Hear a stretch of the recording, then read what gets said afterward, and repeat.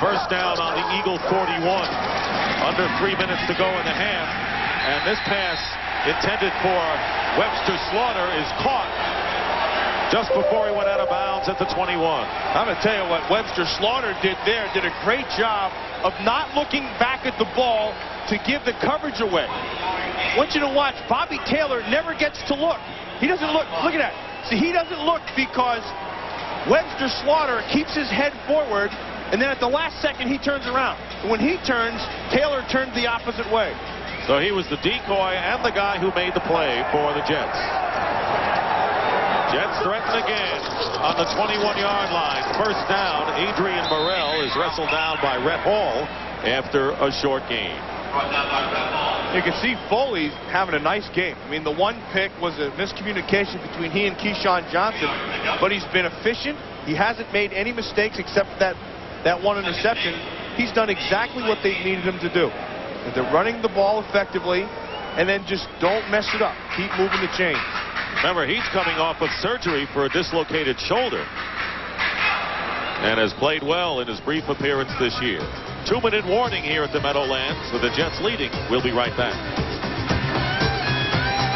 Fans who showed up today are being treated to a doubleheader. The Jets and the Eagles, and of course the Pee-wees take over at halftime. And look at those helmets are bigger than their bodies. Little dancing going on down there. Every time there's a commercial, the stadium plays music, and these guys forget football. There's dancing to be done. Don't you just look like you can hit their helmet, your head will go up and down like a bobblehead ball. Yeah, right. Second down and 8. 2-minute warning. Jets have one timeout left. Pressure on Foley, and he is sacked by William Thomas. And a loss that time of 11 yards. Now, Foley saw it. Foley saw it coming because it was given away outside by Troy Vincent. See, he looks right at the last second and knows it's coming, so he knows where he wants to go. And where he wants to go is his tight end, Kyle Brady. But he can't get to Brady because it's a nice job by Joe Kelly taking away the coverage. And the Eagles will call a timeout. That is the first sack of the game by the Eagles, and it knocks the Jets into very difficult field goal range. So Philadelphia with its first timeout, and will return to the Meadowlands.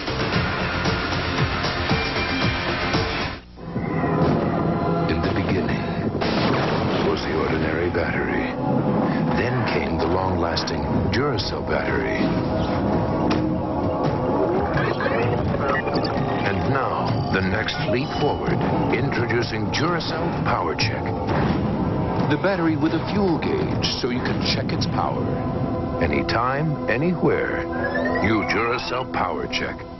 No battery is more advanced. Coming up on the Dockers Khakis halftime report, JB, Terry, Howie, and Ronnie will analyze the first half. Look ahead to tomorrow's contest in the next to last week of this regular season in the NFL. They didn't like the way the ball was, so they're going to bring another one in, and so they dropped it. Now they have to bring another one in. In each NFL outdoor game, there are 36 balls.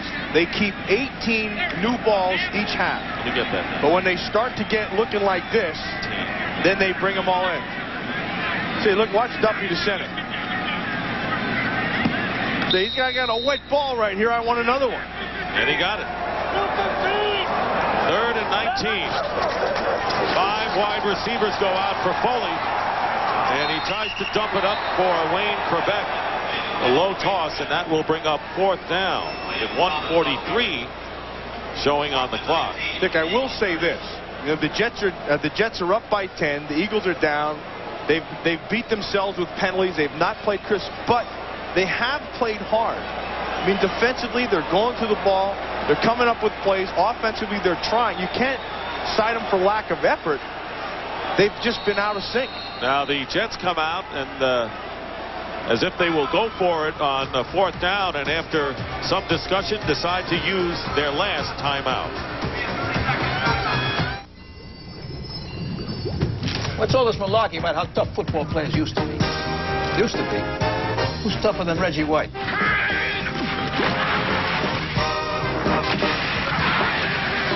bum hamstring, and he's still tossing linemen around like bocce balls. And if that locomotive can bring the heat with his leg on the fritz, imagine what it'll do to your healthy. Brother, they'll be taking team photos with an X-ray camera. Say cheese, wise guy.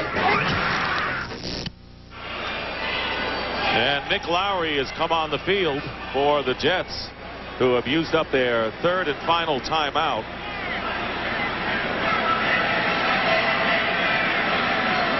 He is standing at midfield, backing up. No, he's going to measure the field goal range. Brian Hansen. Lowry went back 12 yards to get a better angle. This is a 48-yard attempt. Lowry kicked one from 27 yards out a little while ago here in the second quarter. And Lowry with the line drive kick. It's no good. It is off to the left. So the score remains 10-0 in favor of the Jets, and the Eagles will take over. They have 2 timeouts remaining. Well, Lowry was going to have to try to hit this one long, which meant the trajectory was going to be low, but he just pulled it to that left side a little bit too much. Because that thing come off easy, and you can see it was a nice, decently dry ball there, but he knew it as soon as he hit it. He just pulled it a little bit too much. Jets have the only touchdown of the game on a flea flicker from Glenn Foley to Keyshawn Johnson, 46 yards, and then Lowry's field goal, both taking advantage of Philadelphia turnovers. Now the Eagles from their 38, first down, trailing 10-0, and down goes Detmer, and it's Hugh Douglas once again, and that is his second sack of the game. Going with the zone behind, they're just going to make him throw into coverage. Douglas, again, they went man up top. He beat Mayberry inside. That's a sack. Loss of 8 yards. Second and 18. Jets playing a prevent defense, and this pass out of the backfield to Ricky Waters is caught, but the clock continues to run. Because Victor Green makes the good play. Victor Green follows Ricky Waters all the way back into the huddle. And the Eagles quickly call a timeout, as Waters could not get out of bounds thanks to Victor Green, and 1:13 show on the clock. The Eagles have 1 timeout left. That guy's a good player. So he just forced the Eagles to use a timeout because Waters couldn't get out of bounds. Because of the sure tackle, as he's going out, he makes them use that timeout. Victor Green last year led the Jets in tackles, has done it again this year. Tell you who he reminds me of, Dick, is that Blaine Bishop down in Houston, right, who I think is maybe the best safety in all of football. I mean, there's some good ones out there. But watch Victor Green. I mean, he plays with an attitude. First, you have to have the sure tackle. Keep him in bounds. That's the first thing.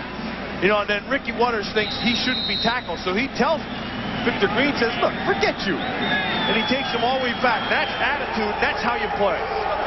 Third down and 9. Once again, Douglas trying to put pressure on Detmer, and Detmer has to run with it. Short of the first down by a couple of yards. Marvin Jones made the tackle. And the clock running, under a minute to go. Ty Detmer's hot. And Lonnie Young. And that's dumb right now, because you got to get back. You're wasting time on the clock. Forget about somebody calling you something. Eagles are having problems keeping their poise in this first half. They're stunned at the Jets leading 10-0. Tom Hutton will come in to kick the ball away. So several Eagles have been hot under the collar in this first half. They're frustrated. And Ty Detmer picked a good time, if he's going to argue, was 4th down. Wayne Corbett back deep, and they let the play clock expire, and a 5-yard penalty. Hey, the Jets have played good defense. I mean, they've taken the Philadelphia Eagle offense. 5-yard penalty, still 4th down. They've taken them right out of sync. I mean, that passing game has been really, it's been befuddled. They haven't been able to run the football effectively. And then you couple that with all the miscues of the Eagles have been doing in terms of penalties, and they've been a no-show offensively. And the Jets have not looked like the 1-13 team. Wayne Corbett is back deep for the Jets. Less than a half a minute to go in the first half. Corbett called for the fair catch at the 22-yard line with 18 seconds to go. ago. This game is presented by authority of the National Football League and is intended for the private use of our audience. Any rebroadcast or other use of this telecast without the expressed written consent of the New York Jets and the National Football League is strictly prohibited. Well, Jet fans are wearing the bags over their heads, but the Eagle fans who are here could be doing the same thing, the way the Eagles have played this first half. And with the Saints coming into town tomorrow, maybe they'll just turn those bags inside out and trade them. Saint fans invented that, didn't they, back years ago? And they're going to run this clock out and take a knee. So, a surprising first half. The Jets lead the Eagles 7-0. JB, Terry, Howie, and Ronnie will analyze this first half and look ahead to tomorrow's show and all the big games. All that and more on the Dockers Khakis halftime report following these messages from your local Fox station. Field goal 10-0 as we start the second half. Reggie Cobb on the return for the Jets. Take a look at the halftime statistics.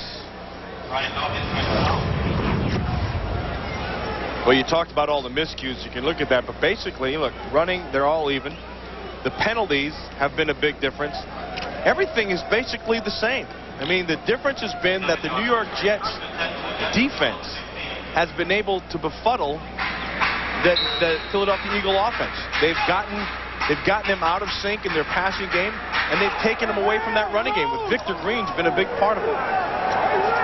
Jets have played well at times in the first half this year. They have stumbled in the second half. So that's a question mark facing them as they start from the 16-yard line, and Adrian Morrell is thrown for a loss by the middle linebacker Joe Kelly. You know, we talked about Adrian Morrell having to run the football and being effective. Then it was going to come back to Glenn Foley, and he had to be efficient. And you can see he's been very efficient, 3 for 3 beyond 15 yards, and then underneath. And remember the interception that happened. But other than that, and that was a miscommunication, other than that, he's been right on top of his game. Loss of a yard. Morrell gained 46 yards so far in this game. 2nd and 11. Foley's pass is caught by Wayne Corbett in the open field. Dives to the 42-yard line where Michael Zordich was there, and a big gain for the Jets of 28 yards. You know, Wayne Corbett to me epitomizes what this Jet team's about, because what he does is he fights to get open. And then Foley knows that, so he stays right with him. And Corbett is one of those guys that doesn't have the most talent, but he will not be outworked. See how smart that was? Taylor comes up, he gets the jam, he pushes, and then he gets his separation by coming back to the ball. And the Jets find themselves on their 43-yard line. First down. Here is Morrell. Breaks away from one respective tackler, but Michael Zordich with a fine play, makes no mistake, coming up from the secondary. That was a loss of 4. You know, Wayne Corbett, when you look at him, you know, he's not very big, he's not very fast. He will compete for the ball. He'll go after it all the time. He'll block when he's asked to. He's like the perfect walk-on story in college. You just walk on, I think I can make the team. You get him out there, and pretty soon you look at him, you go, the more you watch him, the more plays he makes. And a walk-on from Hofstra College, which is where the New York Jets practice and train. 2nd down and 14. Foley completes the pass to Kyle Brady, and the tight end from Penn State. Foley is on. 7. Foley is on. He's getting time to throw. He's feeling that inside. You know, they're going to be getting the protection up front. But Ray Farmer's going to come on a blitz, so now that has to be picked up. Richie Anderson does a great job of picking it up. And then Foley just hangs in the pocket and knows where things are happening. If somebody is blitzing from the inside, that means that area is vacated. Go right back to it. You're right. The play that Richie Anderson made. He has had a fine all-round season as a fullback. Jets 0 for 4 on 3rd downs. Need 8 yards here. Off balance, Foley trying to get it to Wayne Corbett.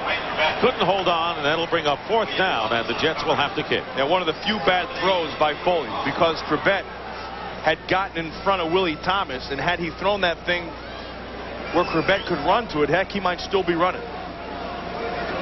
Brian Hansen will be kicking for the 3rd time. Mark Say back deep for the Eagles.